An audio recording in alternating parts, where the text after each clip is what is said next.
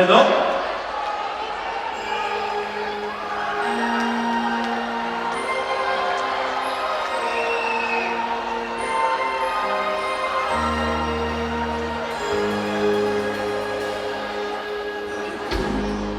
Do tvojich vrát a prašina, od suhog zlata to mi sada više ništa ne znači.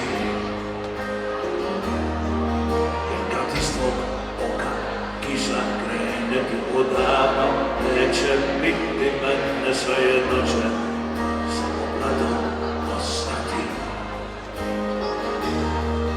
Kad za Božić čuješ prva zvona, to je ljubav naša, to je ona što je došla, da nas pjesmom počasti.